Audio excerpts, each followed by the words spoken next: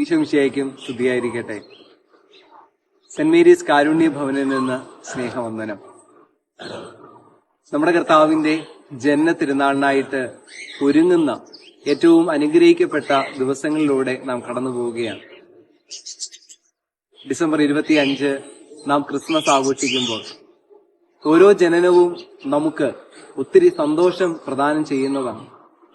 ജനനം അത് ആഘോഷമാക്കാറാണ് നമ്മുടെ ജീവിതത്തിൽ എല്ലായ്പ്പോഴും ചെയ്യുക.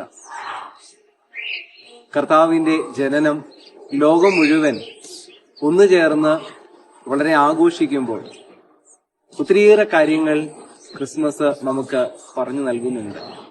പുൽക്കൂടും അതോടൊപ്പം തന്നെ ആട്ടിടയന്മാരും ആ യൂദയായുടെ പശ്ചാത്തലവും ഒക്കെ ഒത്തിരിയേറെ കാര്യങ്ങൾ നമ്മെ പഠിപ്പിക്കുന്നു. പുൽക്കൂടൊക്കെ നാം നോക്കുമ്പോൾ ഒന്നുമില്ലായ്മയുടെ അവസ്ഥയാണ് പുൽക്കൂട്. അവിടേക്കാണ് ഈശോ ജനിക്കുക. അവിടേക്ക് ജ്ഞാനികളും കടന്നു വരുന്നവരും പരിശുദ്ധ അമ്മയും യൗസേപ്പും ഒക്കെ ഈശോയെ ചേർത്ത് പിടിച്ച് ഏറ്റവും കൊടുക്കാവുന്ന വലിയ ഒരു സംരക്ഷണം നൽകുന്നുണ്ട്. ദൈവത്തിന് അതിലും വലിയ ഇടങ്ങളിൽ ജനിക്കാമായിരുന്നു. പക്ഷേ ഏറ്റവും ഒന്നുമില്ലായ്മയുടെ പുൽക്കൂട്ടിലേക്ക് ജനിക്കുമ്പോൾ അവിടേക്ക് ഈശോ പഠിപ്പിക്കുക ഒന്നുമില്ലായ്മയിൽ ചേർത്ത് പിടിക്കുന്ന ആ ഒരു വലിയ ജീവിതത്തിന്റെ നന്മയാണ്. നമ്മുടെ ഈ ഒരു കാരുണ്യ ഭവനില് ഇപ്പോൾ 52 പേരാണ് ഉള്ളത്. അത്രയും ആളുകളെ ചേർത്ത് പിടിച്ചുകൊണ്ട് ഈശോ ഭൂമിയിലേക്ക് കടന്നു വന്ന് പഠിപ്പിച്ച ആ വലിയ പാഠം ദൈവതിരുമുമ്പില് ചെയ്യുകയാണ്. സ്നേഹമുള്ളവരെ, ഈ ഒരു അനുഗ്രഹിക്കപ്പെട്ട കാലയളവിൽ നമ്മുടെ ഈ ഒരു ഭവനത്തില് ഇവരെ ഏറ്റവും നല്ല രീതിയിൽ നാം സംരക്ഷിക്കുന്നു. അവർക്ക് വേണ്ടുന്ന കാര്യങ്ങളൊക്കെ നാം ചെയ്തു കൊടുക്കുന്നു. നാളിതുവരെ അവർ കിടന്നിരുന്നത് ഒരു ഡോമട്രി സംവിധാനത്തിലാണ്. ഒരു രോഗം വരുമ്പോഴും ഒരു ബുദ്ധിമുട്ട് ഒരു രോഗി വളരെ തീരെ അവശനായിട്ട് തീരുമ്പോൾ ഐസൊലേറ്റ് ചെയ്ത് മാറ്റി കിടത്തുവാനായിട്ട് സംവിധാനമൊന്നും നമുക്കില്ലായിരുന്നു. എന്നാൽ ഈ അടുത്ത നാളുകളിൽ അതിനുവേണ്ടി ഒരു കെട്ടിടം നാം നിർമ്മിച്ചുകൊണ്ടിരിക്കുന്നു. ഏകദേശമൊക്കെ അതിന്റെ പൂർത്തീകരണത്തിലേക്ക് അടുത്ത് വരികയാണ്.